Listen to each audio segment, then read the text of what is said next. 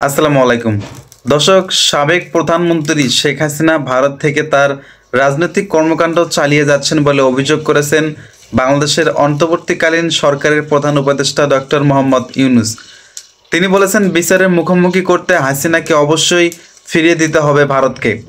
এছাড়াও হাসিনাকে ফিরিয়ে না দিলে বাংলাদেশ ও ভারতের মধ্যে খুব একটা সুখের সম্পর্ক তৈরি হবে না বলেও হুঁশিয়ারি উচ্চারণ করেছেন তিনি। ভারতীয় সংবাদ মাধ্যম দ্য হিন্দুকে দেওয়া এক সাক্ষাৎকারে ডক্টর ইউনূস এসব মন্তব্য করেছেন।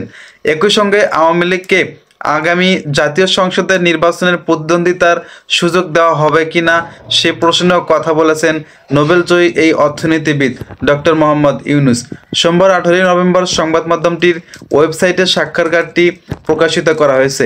সংবাদ মাধ্যমটি বলছে, ঢাকায় নিজের দ্য হিন্দুর সাথে একান্ত সাক্ষাৎকারে অধ্যাপক ডক্টর ইউনূস ভারতের সাথে সম্পর্ক এবং সংস্কারের পরিকল্পনার বিষয়ে তার দৃষ্টিভঙ্গি তুলে ধরেছেন।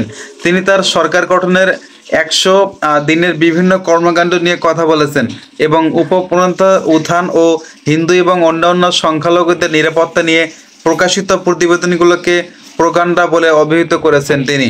বাংলাদেশের অন্তর্বর্তী সরকারের 100 দিন পূর্তিতে দেশের আইন শৃঙ্খলা এবং অর্থনীতি ইস্যুতে করা এক প্রশ্নের জবাবে প্রধান উপদেষ্টা ডক্টর মোহাম্মদ ইউনূস বলেছেন, আমরা এখনও আইন শৃঙ্খলা পরিস্থিতির উন্নতি করছি, তবে আমি বলবো না যে আমরা এখনই এ গ্রেড পেয়েছি।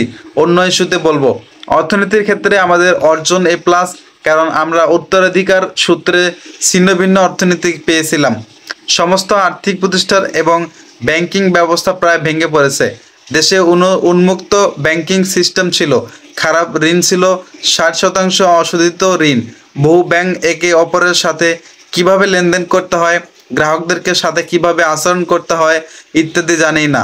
আমাদের প্রায় অকার্যকর একটি আর্থিক ব্যবস্থা ছিল, তাই সেখানে থেকে আমরা ব্যাংকিং সিস্টেমকে আবার কার্যকর করে এই পর্যায়ে নিয়ে এসেছি। তিনি আরও বলেছেন, যদিও অবস্থার এখনও নিখুঁত নয়, তবে অর্থনীতি এগিয়ে যাচ্ছে। আমরা দায়িত্ব নেওয়ার সময় আমাদের বৈদেশিক মুদ্রা রিজার্ভ কম ছিল, কিন্তু এখন গত 100 দিনে ধরে মাসে মাসে এটি বৃদ্ধি পাচ্ছে। আমরা আমাদের ঋণ পরিশোধ করতে সক্ষম হয়েছি এবং এটি আমাদের আন্তর্জাতিক ভাবমূর্তি উন্নত করেছে। আমরা মুদ্রা স্ফীতিকে সহনীয় পর্যায়ে নামিয়ে আনার চেষ্টা করেছি। সর্বোপরি আমরা প্রচুর পরিমাণে বৈশ্বিক সমর্থন পেয়েছি। আন্তর্জাতিক সম্প্রদায় আমাদের সাথে ব্যবসা করছে, আমাদের আরও সহযোগিতার আশ্বাস দিচ্ছে যাতে বিনিয়োগের দ্বার উন্মোচন করা যায় ইত্যাদি। আমি জাতিসংঘের সাধারণ পরিষদের বৈঠকের অবসরে প্রেসিডেন্ট বাইডেন এবং ইউরোপীয় ইউনিয়নের প্রধান সহ অনেক সরকার প্রধানের সাথে দেখা করেছিলাম।